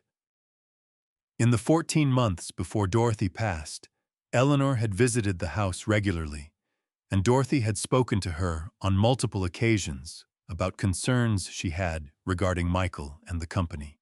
"Dorothy was not a dramatic person," Eleanor said. "She looked at Margaret, then at me. She did not catastrophize. When she told me she was worried about something, I learned very early that the thing she was worried about was exactly as serious as she said it was." A pause. "She told me in the spring of last year that she believed Michael was positioning himself to take control of the company in a way that would leave William with nothing. She said she was taking steps. She asked me to watch William after she was gone and to be a witness to whatever I observed." Margaret asked Eleanor to describe specifically what she had witnessed. Eleanor described the 8 Sundays. She did it methodically, the way a careful person describes something they have been paying attention to, not dramatized, not embellished, just the specific sequence of what she had seen. William cooking. The lights on in the kitchen at 9 in the evening. The table set and the food untouched when she had come to the window on the 4th Sunday to check. The 8th Sunday when she had knocked and come inside. He was sitting alone at the table, Eleanor said. There was food he had cooked and a place set for himself and Dorothy's chair empty beside him. She pressed her lips together for a moment. "I have been a widow for 11 years. I know what that particular kind of alone looks like. This was that, and something additional. This was a man who had been told in many different ways over many weeks that he did not matter to the people who were supposed to love him most." Her voice did not break, but it came close. Dorothy would have been furious. I looked at the conference table and kept my jaw set and my hands flat on my thighs. Margaret asked Eleanor about the distance between her house and Michael's. 12 minutes by car, Eleanor said. I timed it once because I wanted to know. She looked at me directly. In 8 Sundays, neither Michael nor Sandra came once. Margaret made a note. Then she reached across the table and set a small digital recorder in front of Eleanor.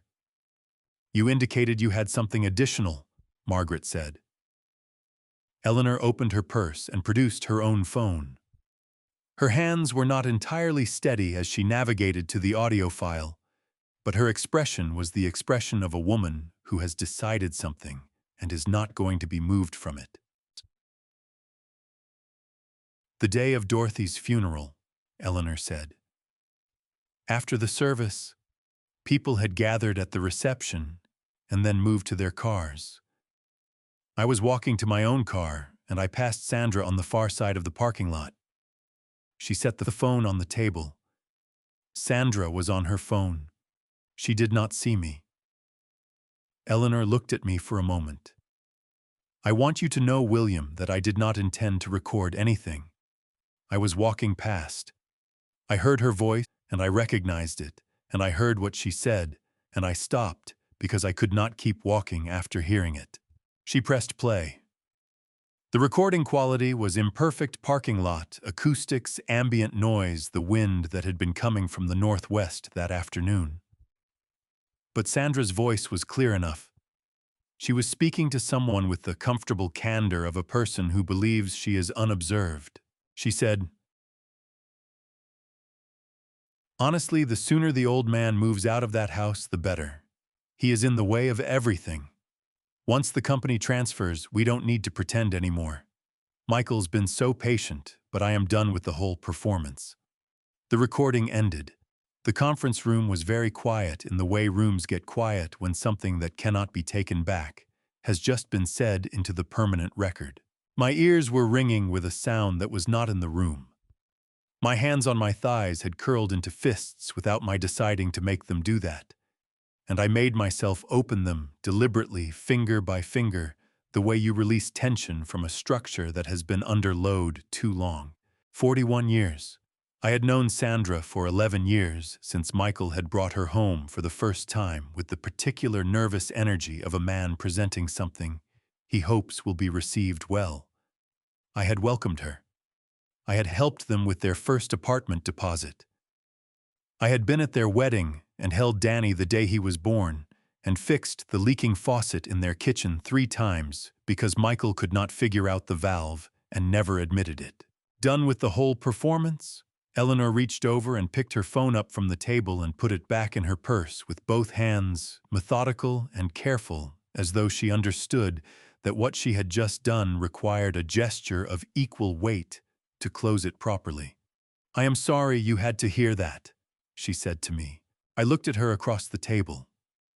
This woman who had brought lasagna on a Sunday night in January and sat in Dorothy's chair without making it a monument and driven 12 minutes to this office on a Thursday afternoon in her good coat to say the things that needed to be said. "Don't be," I said. My voice came out lower than I expected. "Dorothy was right to trust you." Eleanor's eyes finally did what they had been working not to do for the past hour. She pressed her fingers to her mouth for a moment and collected herself with the quiet efficiency of a woman who has had practice at that particular task. Margaret set her pen down. "I think we have what we need," she said. She looked at me steadily. "William, June 7th. Are you ready?" I thought about Dorothy's voice in the notebook. The sign with the spacing slightly off.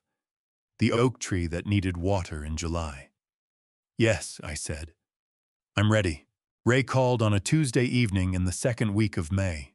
I was on the back porch when the phone rang, sitting in the chair I had moved out there the previous weekend, so I could watch Dorothy's oak tree put out its full summer leaves. The tree had gotten through winter the way it always did, without asking permission from anyone, and by mid-May, it was full enough to throw a shadow across the back fence in the late afternoon. I had watered it in the first week of the month, remembering what Dorothy had written. July was still coming, but I had decided not to wait. Ray said, "Mr. Carter, I need to tell you something, and I want you to hear it from me before you hear it some other way." "Go ahead," I said. "Novom." Michael has been telling people at the office that the June 7th dinner is a celebration of the company's 31st anniversary. He paused. "That is what he told the staff. Anniversary dinner. Formal attire. 60 guests. Another pause, shorter. What he told the guests is different. I found out from the project coordinator, the one who replaced the woman he reassigned in November. She saw the invitation draft before it went out. It does not say anniversary dinner. His voice was level and deliberate, the voice of a man reading from notes he had made before he called. It says Michael Carter invites you to an evening celebrating his appointment as chairman and chief executive of Carter and Son Construction effective June 1st. I looked at Dorothy's oak tree and said nothing for a moment. He moved the effective date up, I said. Yes, sir. June 1st, 6 days before the dinner.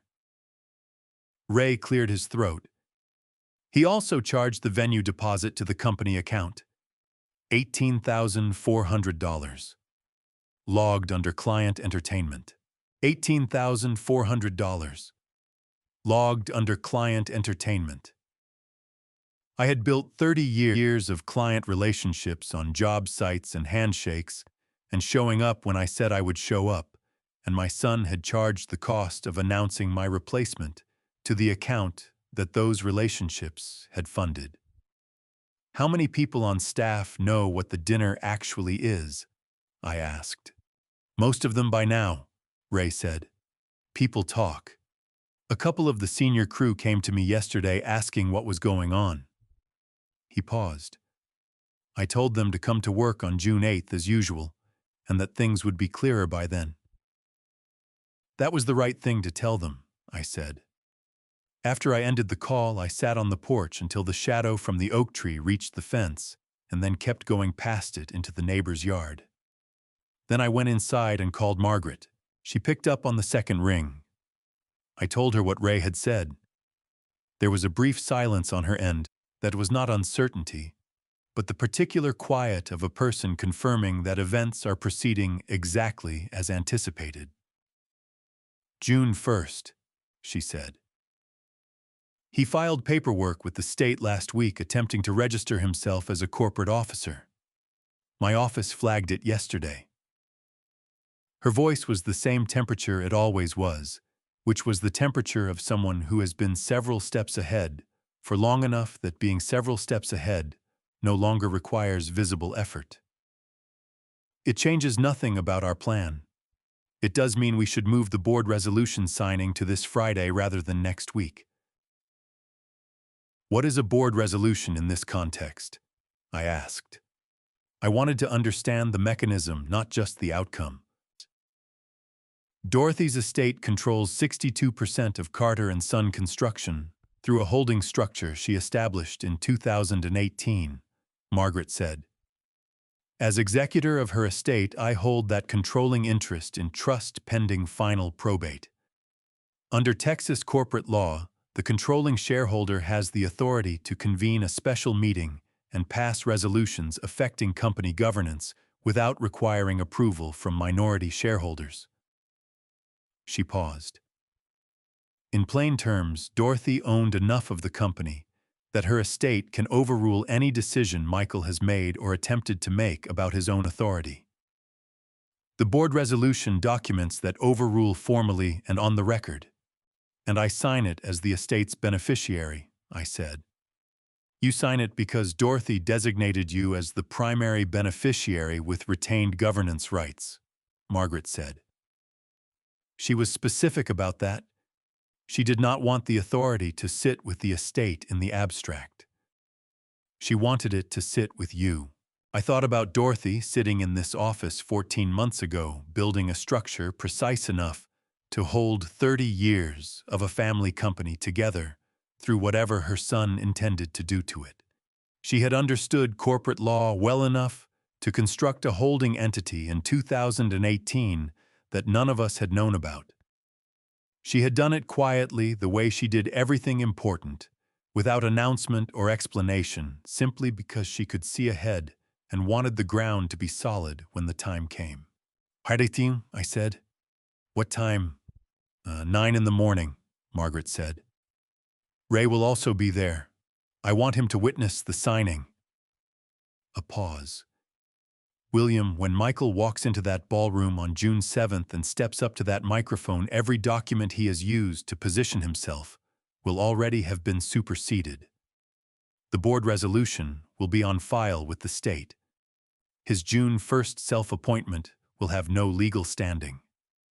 His purchasing authority, his signatory rights, his ability to authorize expenditures, all of it will have been formally revoked before he opens his mouth. I looked at the wall where Dorothy had hung the photograph of us in front of the trailer office. The sign with the spacing slightly off. Both of us squinting into the spring sun of 1994. She designed all of this, I said. It was not a question. The holding structure, the executor designation, the governance rights, the audit timeline, the attendance requirements for the will reading, Margaret said. Yes, she designed all of it. A brief pause. I have been a lawyer for 31 years. I have worked with a great many clients on estate planning. I have never seen anyone prepare with the thoroughness Dorothy brought to this. Her voice shifted by a fraction, something moving briefly beneath its professional surface. She was not angry, William. She was precise. There is a difference, and it mattered to her that you understand that. I understood it. Dorothy had never done anything out of anger in her life. She had done things out of love, and out of principle, and out of the particular determination of a woman who decided what was right, and then built whatever structure was necessary to make right the outcome. Anger was not precise enough for what she needed, so she had set it aside and used something better. I signed the board resolution on Friday morning at 9 o'clock. Ray stood beside me as witness, his hands folded in front of him. His expression, the expression of a man who has been waiting 30 years to stand in exactly this room at exactly this moment, and is not going to waste it by looking anywhere but straight ahead. Margaret dated the document, signed her own name as executor and legal representative, and set it in the folder that would be filed with the Texas Secretary of State that afternoon. She looked up. For the first time since October, since the morning I had stood beside Dorothy's hospital bed and understood she was not going to wake up, I felt something that was not grief and not anger, and not the exhausted vigilance of a man trying to hold a structure together with his bare hands. I felt like the ground under my feet was exactly where I had left it.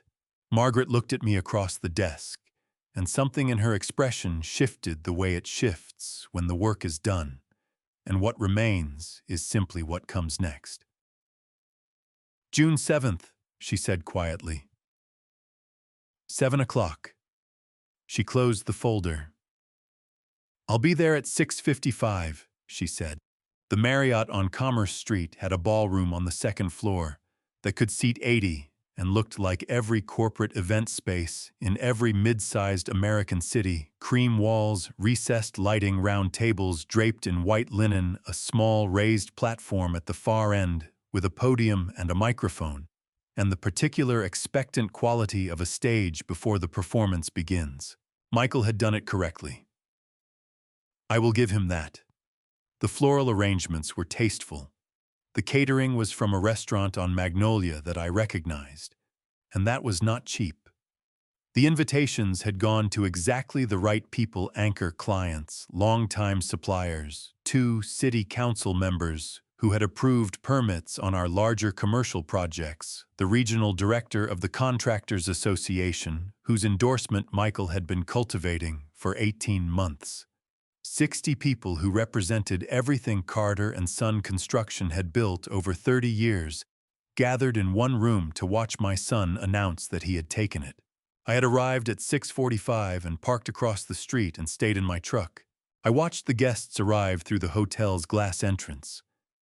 Gerald Marsh came in at 6:50 with his wife, the same Gerald Marsh who had written me an email 7 days after Dorothy's funeral that Michael had redirected to his own inbox and never forwarded. 2 of our longest-standing subcontractors came together at 6:53, laughing about something on the sidewalk before they went through the door. Pete Navarro arrived at 6:58 in a jacket I had never seen him wear before, his hair combed in the careful way of a man who does not dress up often and wants to get it right when he does. At 6:55 exactly, Margaret Holloway's car pulled into the space 2 rows ahead of mine. She got out carrying a leather portfolio and walked toward the hotel entrance with the unhurried precision of someone who has timed every step of this evening and does not need to rush because everything is already in place. She did not look toward my truck. She did not need to. We had said everything that needed to be said on Friday morning. I waited until 7:02. Then I got out of the truck. Inside the ballroom, Michael was already working the room. He moved between tables with the ease of a man in his natural environment. Jacket perfectly fitted, handshake firm, and held 1 beat longer than necessary. The particular confidence of someone who has decided the evening's conclusion before the evening has begun. Sandra stood near the bar in a dress the color of dark water, talking to the wife of one of our suppliers with the animated warmth of a woman performing a version of herself she has practiced. I stood at the back of the room near the entrance and watched for 90 seconds. Nobody saw me come in. The room was loud with dinner conversation and the specific social energy of 60 people who have been told they are attending something important and are waiting to find out exactly what. I found Ray near the service entrance on the right side of the room. He had come in through the kitchen, which was exactly what I had asked him to do. He stood with his arms at his sides and his eyes on Michael, and his jaw set in the expression I had come to understand as Ray's version of being absolutely certain. He saw me and gave one short nod. At 7:15, the event coordinator stepped to the podium and asked guests to take their seats. The room settled. Glasses were filled. The lights over the tables warmed slightly in the way hotel ballroom lighting shifts when the formal portion of an evening is about to begin. Michael stepped up to the podium. He looked exactly right standing there. That was the thing I had to keep hold of. He looked exactly right. The jacket, the posture, the easy confidence of a man who has spent years learning to occupy a room. He gripped the sides of the podium lightly and looked out at 60 faces and smiled the smile I had watched him develop from the time he was a teenager, who understood that a smile deployed at the right moment could substitute for almost anything else. He said, "Thank you all for being here tonight. 31 years ago, my father started this company with a truck and a dream and more stubbornness than any man has a right to." Several people laughed. Gerald Marsh smiled.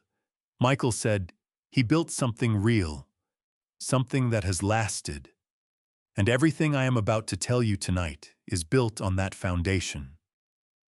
He paused for effect. He had always known how to pause.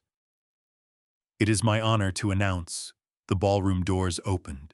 Margaret Holloway walked in with 2 members of her firm, both carrying document folders. She did not hurry. She did not look at Michael. She walked to the center of the room at a pace that said she had every right to be there and had never considered the possibility that she did not. And she stopped beside the table where Gerald Marsh was sitting and set a single document in front of him. Gerald Marsh looked at it. His expression changed. Margaret moved to the next table, then the next. Her 2 colleagues fanned out across the room in a pattern that had clearly been planned, covering the room in a sequence that brought documents to every table within 90 seconds. Michael had stopped speaking. The room was the specific kind of quiet that happens when 60 people simultaneously understand that something has changed, but have not yet determined what. Michael looked at Margaret. His hands were still on the sides of the podium. "What is this?" he said into the microphone. His voice came out controlled, but with something underneath it that control was working very hard to cover. Margaret looked up at him from the floor of the ballroom. "A board resolution passed by the controlling shareholder of Carter and Son Construction, filed with the Texas Secretary of State on May 16th. It supersedes any appointment authorization or governance decision made after October 14th of last year. She held his gaze without difficulty. The company's signatory authority, purchasing authority, and executive appointment are restored to the structure Dorothy Carter established. She paused.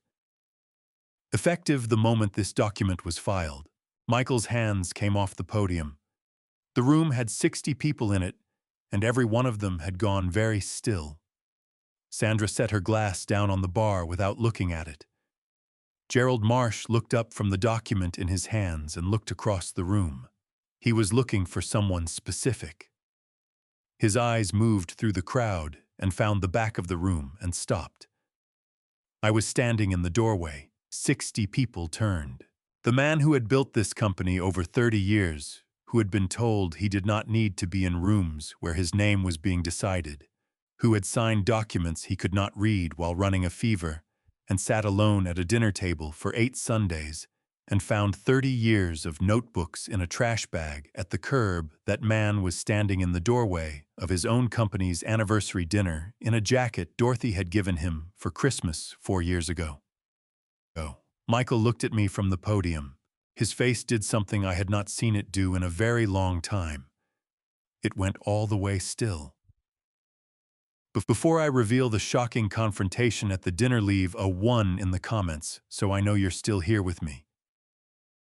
And please note the following part of the story contains some fictional elements and may not be entirely factual. If you prefer not to listen, feel free to turn off the video right here.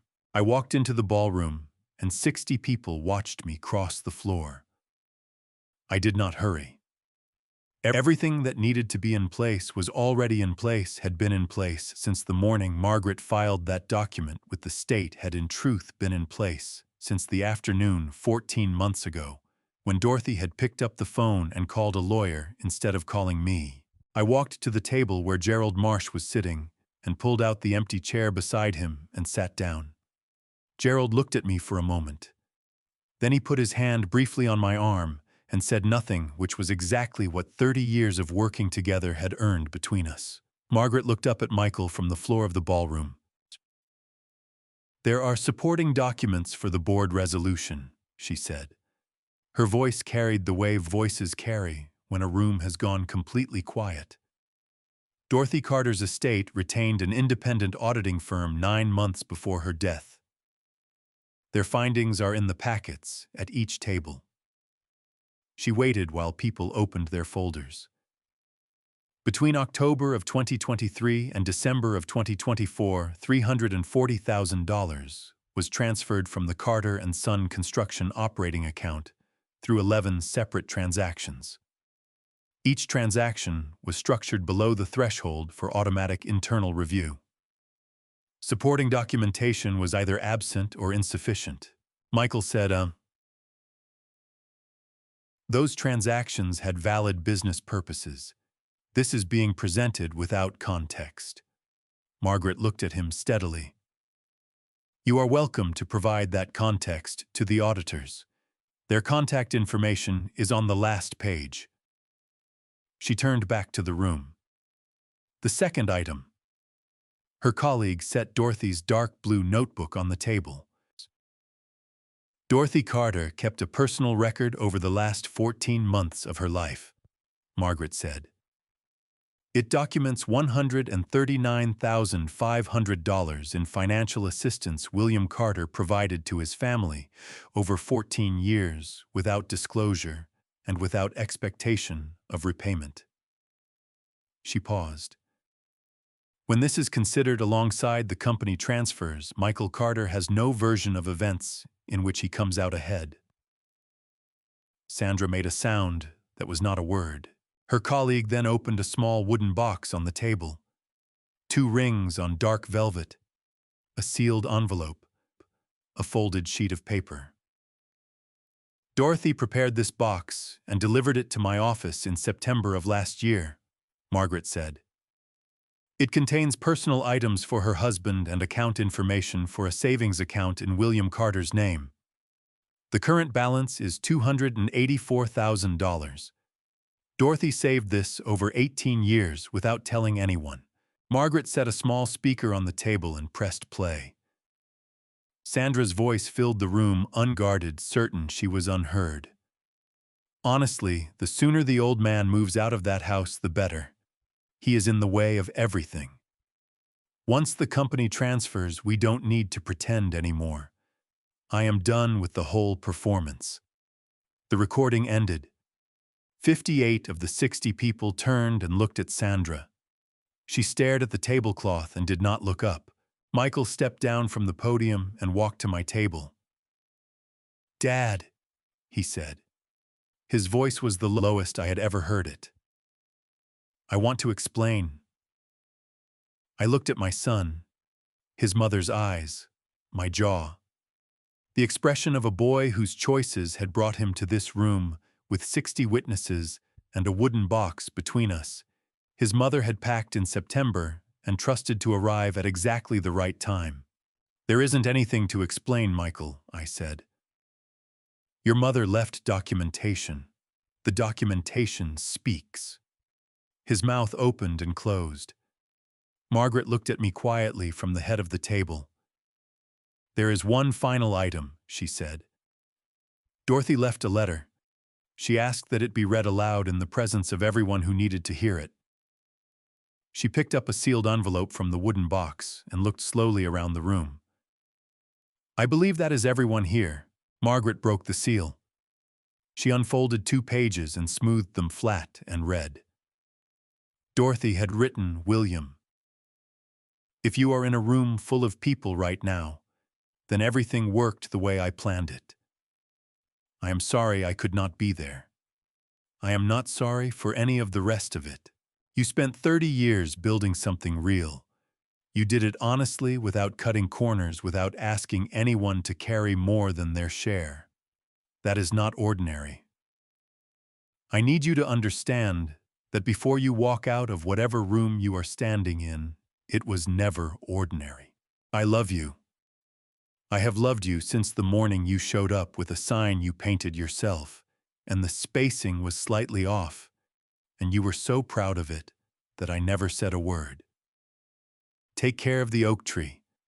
Fix the 3rd step. And William, let yourself be happy. You have earned it." Margaret folded the pages. The room held its breath. I stood up. I did not say anything to Michael. I did not need to. I have told you my family story, and I will not pretend it was easy to live through. 30 years of honest work does not protect you from the people sitting at your own kitchen table. I learned that the hard way. If there is one thing these grandpa stories teach me, it is this: silence is not peace.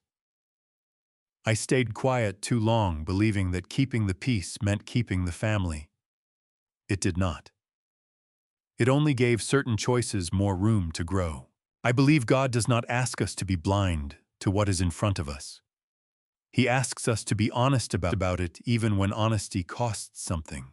Do not do what I did. Do not wait for a child's innocent question or a letter from someone already gone to make you see clearly. See clearly now, while there is still time to act on what you see. This is my family story. These grandpa stories are not about revenge. They are about refusing to disappear quietly from the life you built. If this grandpa stories reached you in some way, leave a comment below and tell me where you are watching from. Share this with someone who needs to hear it. And if you believe stories like this matter, subscribe. There are more coming. Thank you for staying until the end. The stories ahead contain fictional elements created for reflection and education. If that is not for you, no hard feelings, find what feeds your heart. But if you are staying, I am glad you are here.